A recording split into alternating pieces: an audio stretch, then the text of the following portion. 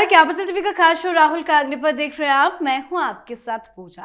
बिहार चुनाव में मिली करारी हार के बाद कांग्रेस अब चुनावी प्रक्रिया की पारदर्शिता को बड़ा मुद्दा बनाकर मैदान में उतरने जा रही है।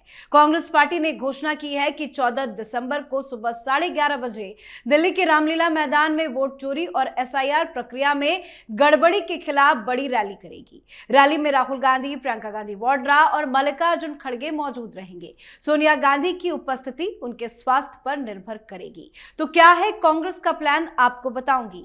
पर कांग्रेस के अंदर संगठन को लेकर बवाल बढ़ता जा रहा है। कर्नाटक में कांग्रेस की सरकार को बचाना हाईकमान के लिए एक बड़ी मुसीबत है और एक बड़ी मुसीबत राहुल गांधी की कोर्ट के एक्शन से खड़ी हो गई है। खबर यह है कि उत्तर प्रदेश की वाराणसी कोर्ट ने राहुल गांधी को 18 दिसंबर को कोर्ट में उपस्थित होने का आदेश दिया है। दरअसल राहुल गांधी ने एक कार्यक्रम में भगवान श्री राम को पौराणिक और कहानियों को काल्पनिक बताया था। मामला कोर्ट पहुंचा था। मामले में राहुल गांधी और उनके वकील को अदालत में पेश होना था, पर वो नहीं पहुंचे, जिससे विशेष जज MP MLA court Yuzvendra Vikram Singh ने कार्रवाई आगे बढ़ाने से इनकार किया। फिर इस मामले की अगली सुनवाई 18 दिसंबर को तय कर दी गई। तो कैसे SIR, वोट चोरी, संगठन, पार्टी और कोर्ट चारों तरफ से फंसे हैं राहुल गांधी, आपको बताएंगे।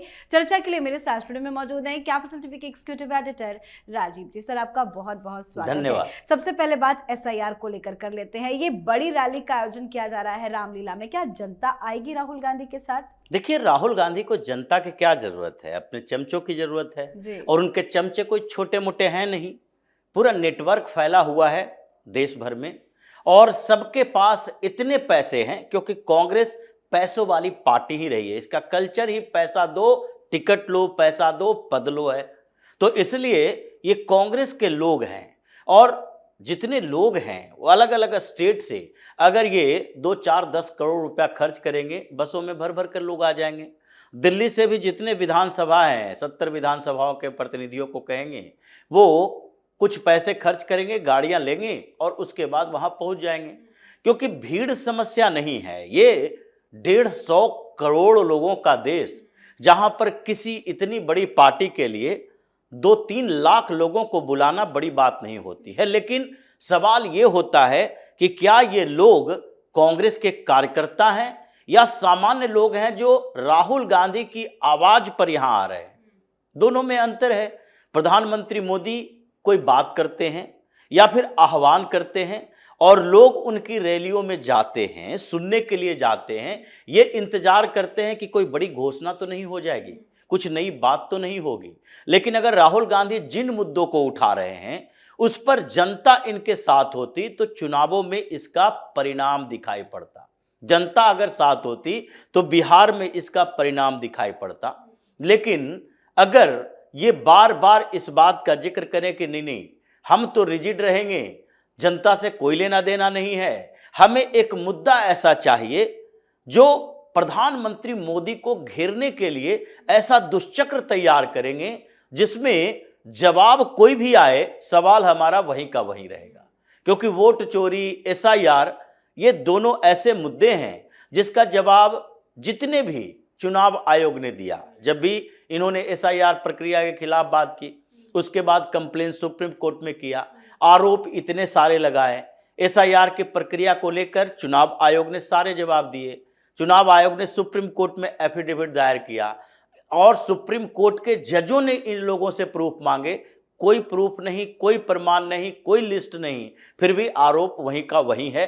आरोप इनका खत्म ही नहीं हो रहा। तो इसका मतलब है कि आप एक मुद्दा चाहते हैं जिससे पब्लिक सेंटीमेंट से मतलब नहीं है, बल्कि मोदी के खिलाफ हमारे पास और कोई मुद्दा है ही नहीं। क्या बात करोगे? डेवलपमेंट पर बात करोगे? नहीं हो पाएगा।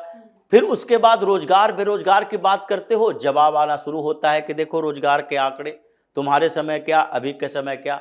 अर्थव्यवस्था पर बात करते हो, ये हो जाता है, सामने आ जाता है आंकड़ा कि विश्व की 4थी सबसे बड़ी अर्थव्यवस्था। अब क्या चाहते हो कि 10 साल के अंदर ही पहली बड़ी अर्थव्यवस्था हो जाए? उसकी भी व्यवस्था हो रही है।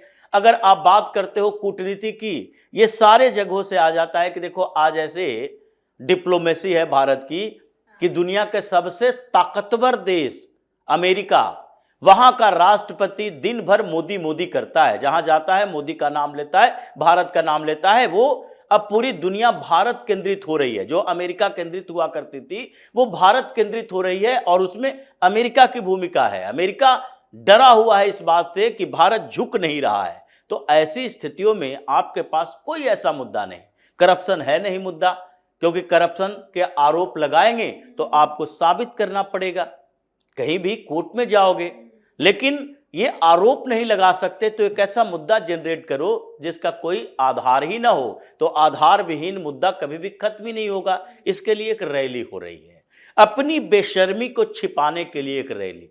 मतलब हम चुनाव हारे हैं तो उस चुनाव के हार का ठीकरा अपने ऊपर ना फूटे, इसके लिए एक रैली कर रहे हो और उस रैली में वही सारे घिसे पीटी बातें करोगे जो घूम घूम कर वोटर अधिकार यात्रा में अलग अलग रैलियों के मंच पर कर रहे हो। इससे पार्टी और संगठन बचना नहीं है। जो स्थितियां कांग्रेस की चल रही है उसमें संभव नहीं है। जैसा आपने कहा ये कर्नाटक की बात, कर्नाटक तो छोड़ दीजिए, वहां पर तो अब लगभग सरकार गिरने वाली है। जब भी गिरे 2 महीना लग जाए, 15 दिन लग जाए, 25 दिन लग जाए, लेकिन वहां तो सरकार में दरार एक बार पड़ गई, वो दरार, वो खाई खत्म नहीं होगी और चौड़ी होगी, और इतनी चौड़ी होगी कि फिर सरकार ही गिर जाएगी, कांग्रेस उसमें डूब जाएगी, जो स्थितियां दिख रही है। लेकिन दूसरे राज्यों में, बिहार में क्या चल रहा है, पूरा संगठन कोलैप्स हो गया। अब एक के बाद एक नेता इस्तीफा दे रहे हैं। हरियाणा में जहां के लिए ये वोट चोरी का आधार बनाए थे कि वोट चोरी करके हरियाणा में हरा दिया, वहां क्या चल रहा है। अभी इन लोगों ने एसआईआर के मुद्दे पर प्रदर्शन किए। प्रदर्शन में क्या हो रहा है, कुमारी शैलजा ने जहां प्रदर्शन किया उन जगह पर जो पोस्टर लगे उसमें हुड्डा परिवार गायब, उसमें राहुल गांधी, कुमारी शैलजा, सुरजेवाला, बस यही रहेगा। हिसार में हुड्डा परिवार ने प्रदर्शन करवाया यूथ कांग्रेस के थ्रू, उसमें शैलजा सुरजेवाला गायब। अब आपस में इतने झगड़े हैं कि एक दूसरे का नाम नहीं सुनना चाहते, फिर भी कहते हो कि नहीं नहीं एसआईआर के कारण चुनाव हार गए। तो हर राज्य में तो यही चल रहा है। महाराष्ट्र में वही, कर्नाटक में वही, आंध्र प्रदेश में वही, तमिलनाडु में अभी इन लोगों ने एक घोषणा की कि नहीं नहीं हमारा डीएमके के साथ अलायंस फाइनल हो गया है। तो डीएमके के साथ अलायंस करके वही स्थिति होगी जो बिहार में 61 सीट में 6 सीट आई है। ये संगठन में बिखराव चल रहा है और इनके बड़े नेता सवाल खड़ा कर रहे हैं। जैसे फिर से अनकंफर्टेबल कर दिया इन लोगों को शशि थरूर ने, फिर कह दिया कि देखो अमेरिका की डेमोक्रेसी, यहाँ की डेमोक्रेसी, ये जो भारत में विपक्ष बैठा हुआ है और उसके सबसे बड़े तथाकथित so called leader Rahul Gandhi जो डेमोक्रेसी की बात करने अमेरिका जाते हैं, अमेरिका से कुछ सीख कर आना चाहिए कि वहां ममदानी मेयर बना न्यूयॉर्क का डोनाल्ड ट्रंप से मिलने के लिए गया, जबकि पूरे रैली में डोनाल्ड ट्रंप ने उसको कैसी कैसी बातें नहीं कही। मतलब वैचारिक विभेद दोनों के बीच, पार्टी अलग, फिर भी मुलाकात करने के लिए कटसी फॉर्मेलिटी तो होनी ही चाहिए। और ये भारत में क्यों नहीं हो रहा। हम विपक्ष में बैठे रहते हैं, कभी प्रधानमंत्री के बारे में, अच्छे कामों के बारे में कुछ बोल दिया तो गद्दार साबित कर दिया जाता है। ये तो संगठन में स्थिति चल रही है। तो फिर ये राहुल गांधी के लिए पार्टी नहीं बल्कि अब पार्टी खात्मे की तरफ है। तो ये अपनी गलतियों पर पर्दा डालने के लिए कुछ रैलियां करके, मीडिया मैनेज करके दिखाएंगे कि देखो राहुल गांधी की ताकत। इंदिरा गांधी ने भी यही किया था जब जेपी आंदोलन चल रहा था, जयप्रकाश नारायण का। तो उस समय इमरजेंसी के समय में, उस समय इंदिरा गांधी ने यही रामलीला मैदान में एक रैली की थी जेपी को जवाब देने के लिए, और भाड़े पर चारों तरफ से लोग बुलाकर ले आए गए।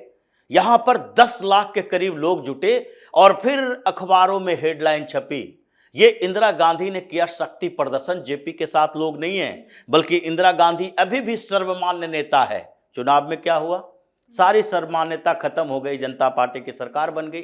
वही स्थिति राहुल गांधी की है, अपने पुरखों से सीखे हैं और अब ऐसे ही कांग्रेस बर्बादी की तरफ बढ़ रहा है। वाकई में मतलब राहुल गांधी को ना गलती समझनी है ना गलती मांगनी है, बल्कि गलतियों से कुछ सीखना भी नहीं है। लेकिन क्या राहुल गांधी कोर्ट में अपनी गलती मानेंगे? क्योंकि जिस तरह से उनके मामले चल रहे हैं, अभी उन्होंने जो श्री राम जी को लेकर बयान दिया उस पर भी सुनवाई होनी थी, लेकिन वो नहीं पहुंचे, मामले को आगे सुनवाई के लिए टाल दिया गया। लेकिन इस पूरे मामले में कैसे फंसते दिखाई दे रहे हैं? देखिए, राहुल गांधी कोर्ट में अंदर जाते हैं तो इनका बिहेवियर कुछ और होता है, बदल जाता है। और जैसे ही कोर्ट से बाहर आते हैं, मतलब अदालत परिसर से, जहां पर मीडिया वाले फोटो नहीं खींच सकते, उस जगह पर जब जाते हैं तो इनका बिहेवियर बदल जाता है। जैसे ही गेट से बाहर निकले ऐसे विक्ट्री का साइन देते हुए जैसे लगा कि हम बहुत बड़ा काम करके फतह करके किला आए हैं। जिस तरीके से सुल्तानपुर की अदालत में गए थे, 45 मिनट तक इनको जज ने खड़ा रखा कि 3 बार तुम आने से मना कर दिए हो, और 45 मिनट एक कटघरे में खड़े रहे। उसके बाद इनको डांट फटकार कर जमानत दी 50,000 के 2 बॉन्ड पर। इसी तरीके से सावरकर के मामले में सुप्रीम कोर्ट ने जब सीधे तौर पर कहा अगली बार सावरकर, वीर सावरकर का नाम लिए अगर अपमान किया तो स्वतः संज्ञान लेके जेल भेजा जाएगा, इसलिए चुप रहो। चुप हो गए, लेकिन ये नहीं कहा कि पहले सावरकर नहीं गांधी है कहा करते थे। उसी तरीके से संघ के मामले में अंदर जाकर माफी मांगकर जमानत लेकर आए। उसी तरह से चौकीदार चोर है वाले मामले में प्रधानमंत्री मोदी के खिलाफ जो बोल रहे थे, उसमें भी माफी मांगकर बाहर आए, और बाहर आकर कह रहे हैं नहीं नहीं हमारे साथ कोर्ट है, न्यायपालिका के साथ हम। इसी तरह की स्थिति इसमें है। ये बार बार समन को टाल रहे हैं। इस बार न इनका वकील पहुंचा न राहुल गांधी पहुंचे, क्योंकि ये मामला रिव्यू पिटीशन में चला गया था।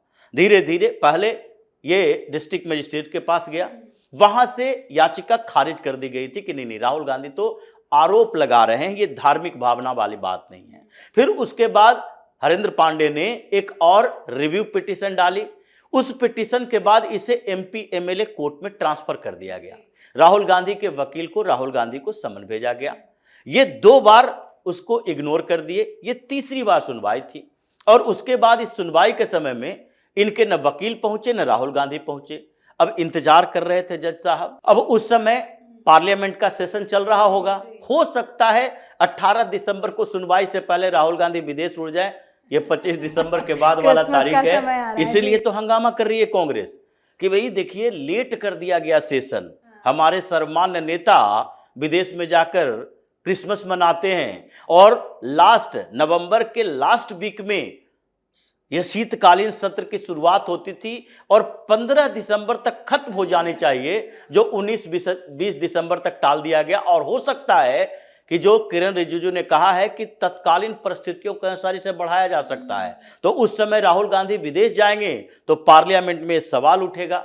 तो अभी स्थितियां इनके प्रतिकूल चल रही है। अभी इनको दिखाना चाहिए कहीं ज्योतिष वगैरह से कि हमें आगे क्या राजनीति करनी है, या फिर कहीं और सेटलमेंट होके उसके बाद इन बेइज्जतियों से हमें बचना चाहिए। जी बहुत बहुत धन्यवाद सर समझाने के लिए। धन्यवाद। तो कुछ दिन पहले ही कांग्रेस ने एसआईआर पर गंभीर मंथन करते हुए 12 राज्यों और केंद्र शासित प्रदेशों के प्रभारियों, प्रदेश अध्यक्षों, विधायक दल के नेताओं और सचिवों के साथ विस्तृत बैठक की थी, जिसमें सरकार को घेरने की रणनीति बनाई गई और अब रामलीला मैदान में रैली की तैयारी है। पर जनता कांग्रेस पार्टी के साथ नहीं है। कांग्रेस के झूठे आरोपों पर जनता बहकने वाली नहीं है, और कांग्रेस के अंदर जो विद्रोह हो रहा है उससे कांग्रेस के संगठन को लेकर सवाल है। हाईकमान से तमाम नेता विधायक काफी नाराज है, और कोर्ट के चक्कर में तो राहुल गांधी बुरे फंसे हैं ही। तो आप अपनी राय कमेंट करके लिखिएगा। देखते रहिए कैपिटल टीवी। नमस्कार।